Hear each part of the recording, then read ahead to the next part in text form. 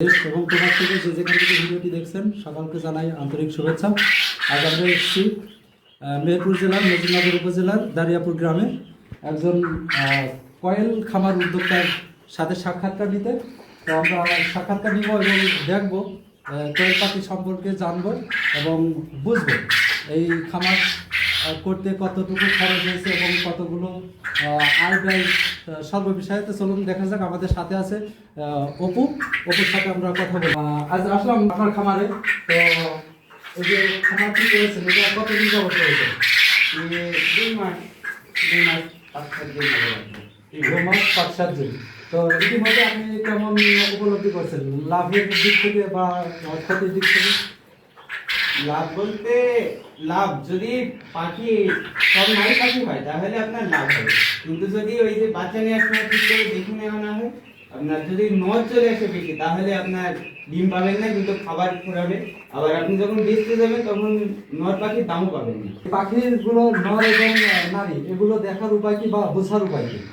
এগুলো আপনার এই যে পুরুষ পাখির বুকের দিক থেকে বাদামি টাইপের, আর দেখানো যাবে আপনার এই যে পুরুষ পাখি যেটা, এটা এই যে পুরুষ পাখির বুকের দিকটা একটু বাদামি টাইপের হয়, আর এই যে পাশের দিকে এরকম চাপ দিলে একটা ফেপড়া টাইপের বের হয়। এটা পুরুষ, এটা পুরুষ, অর্থাৎ নর। তিল মতো হয়ে যায়। এবার নারী পাখির ওজন সবসময় নর পাখির চেয়ে একটু বেশি হবে। আচ্ছা, এখান থেকে আমরা যতটুকু জানলাম নারী এবং পুরুষ দেখার ভিতরে কিছু পার্থক্য, যে নারীর বুকের যে পশম, এই পশম কিছুটা তিল অর্থাৎ ফোঁটা ফোঁটা থাকবে, এবং পুরুষের ক্ষেত্রে এটা বাদামি কালার, এবং পুরুষের যে মলদার আছে সেখানে টিপ দিলে সাদা একটু অংশ বের হবে, এটাকে আমরা পুরুষ বলে আখ্যায়িত করতে পারি। তো এখানে আপনি কতগুলো বাচ্চা তুলেছেন? আমি এখানে বাচ্চা তুলেছিলাম 300। এখন আপনি কি এই 300-র মধ্যে কি কোনো অ্যাক্সিডেন্ট বা কোনো দুর্ঘটনায় মারা গেছে? আমি তো প্রথমে নিয়েছিলাম, আমি তো এই বিষয়টা খুব একটা ভালো জানতাম না। প্রথমে আমার বোর্ডিং করার সময় এই পাখি মানে গোল করে বোর্ডিং করতে হয়, কিন্তু আমি করেছিলাম 4 কোণায়। এই জন্যই কিছু পাখি আপনার এই যে দাবিতে এক জায়গায় হয়ে কিছু পাখি মানে কয়েকটা মারা গেছিল। আর তারপরে কয়েকদিন পরে থেকে তারপরে আর কোনো রোগও নেই, তারপরে কোনো মারাও যায় না, মানে এগুলোর কোনো রোগ নেই। ওই পাখির রোগ খুবই কম। এমনি অল্প একটু জ্বর আসলে ওই যে আপনার ফার্মেসিতে গেলে ওই যে যদি বলে যায় আমার মানে গরু ছাগলের জ্বর আসলে যে ট্যাবলেটটা দেয় ওইটা নিয়ে দিলি না, ঠিক আছে। আচ্ছা, আপনি যখন বাচ্চা নিয়ে আসছেন এই বাচ্চার কি কোনো ভ্যাকসিন দেওয়া ছিল বা আপনি এটা কি কোনো ভ্যাকসিন দিয়েছেন? না, আমি কোনো ভ্যাকসিন দিইনি। তারপরে এটার আপনার 2টা ভ্যাকসিন দেওয়া ছিল, একটা রানীক্ষেত আর একটা গাম্বুরা। ওরা দিয়ে দেয়, একটা 3 দিনের একটা 7 দিনের দেয়। আচ্ছা, আপনি যে কয়েল পাখির যে খাবার দেন এই খাবারগুলোর ভিতরে কেমন কি ব্যবধান? আমরা যে সাধারণ হাঁস মুরগির যে খাবার দিই নাকি আলাদা কোনো ফুল আছে না আলাদা কোনো প্রস্তুতকরণ খাবার আছে, এটা যদি বলতেন। এটা আপনার যখন বাচ্চা থাকে ডিম পাড়ার আগ পর্যন্ত, আপনার 45 দিন বয়সে ডিম পাড়ে পাখি, 45 দিন পর্যন্ত আপনার ব্রয়লারের খাবার, যেটা হচ্ছে ব্রয়লারের ফিড বলে, ওই খাবারটা দিতে হবে ছোটটা। আর যখন 45 দিন হয়ে যাবে, যখন একটা জায়গায় যদি 1 লিটার ডিম পাড়ছি, তখন থেকে আপনার এই যে লেয়ার 1 যে ফিডটা বা ম্যাশ ভুট্টা বলে ওই খাবারটা দিতে হবে। আচ্ছা, বাচ্চা শুরু থেকে 42 দিন বা 45 দিনের পরেই ডিম দেওয়া শুরু করে, এটাই বলতে পারেন? 45 দিন থেকে 52 দিনের মধ্যে ডিম দেওয়া শুরু করে। আচ্ছা, এই খাবারগুলো কি আপনার কাছে আছে? একটু দেখানো যায়? হ্যাঁ।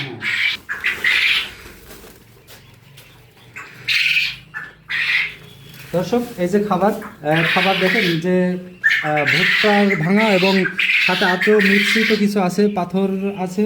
তো এই খাবারের যদি আমরা বাজারে ক্রয় করতে যাই, এটার কোনো নাম আছে কি? হ্যাঁ, এটা হচ্ছে আপনার লেয়ার 1। আমরা কয়েল পাখি পালছেন বা পালতে ইচ্ছুক, আপনারা যদি খাবার কিনতে চান, খাবারের নাম না জানলে খাবারের নামটি হলো লেয়ার 1। এই খাবারের নাম বললেই আপনারা যে কোনো দোকান থেকে সংগ্রহ করতে পারবেন। আচ্ছা, আপনি যে 300 পিস বাচ্চা তুলেছেন যে জায়গা, এই জায়গার পরিমাণ কতটুকু? আপনার কি কোনো মাপ আছে বা আপনাদের বলতে পারবেন কেমন? আমার এখানে জায়গা বড়, কিন্তু আপনি 1 বর্গ ফুটে যদি মাটিতে রাখেন 1 বর্গ ফুটে আপনি 4টি থেকে 5টা রাখতে পারবেন, আর যদি খাসাতে রাখেন 1 বর্গ ফুটে আপনি 6টা থেকে 7টা রাখতে পারবেন।